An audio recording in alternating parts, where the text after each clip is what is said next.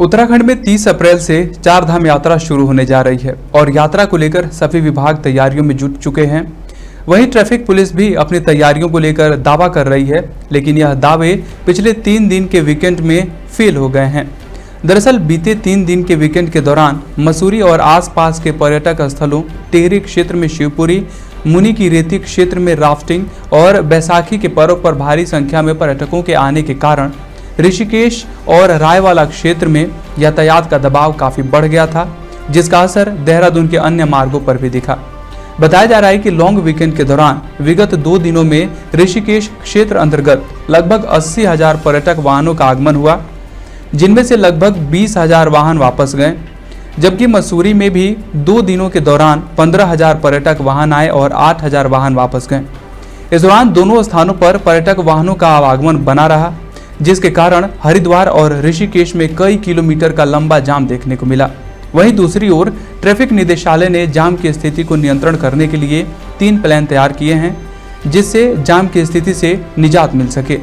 वहीं यातायात निदेशक का कहना है कि सड़क सीमित है और जाम न लगे उसके लिए ट्रैफिक पुलिस प्रयास करती है। जिस तरह से पिछले दिनों वीकेंड पर जाम की स्थिति देखने को मिली है, ऐसे में अब प्लान ABC तैयार किए गए हैं। देहरादून से ब्यूरो चीफ अवनीश गुप्ता की रिपोर्ट। देखिए, जो हमारा सड़क का इंफ्रास्ट्रक्चर है वो बहुत लिमिटेड है। आपको एक चीज़ बताना चाह रहा हूँ, अभी पिछले वीकेंड में, क्योंकि ये लॉन्ग वीकेंड पड़ा था हमारा, तो इसमें काफ़ी संख्या में लोग आए थे। और यदि हम हरिद्वार से हम पहाड़ की तरफ मुनि की रेती ऋषिकेश जाने वाले ट्रैफिक की ही बात करें, तो कल के पहले जो पिछले 2 दिनों में हमारी लगभग 90,000 गाड़ियाँ हमारी केवल ऋषिकेश, मुनि की रेती और लक्ष्मण झूला क्षेत्र के लिए हमारी एंट्री हुई, 90,000 गाड़ियाँ।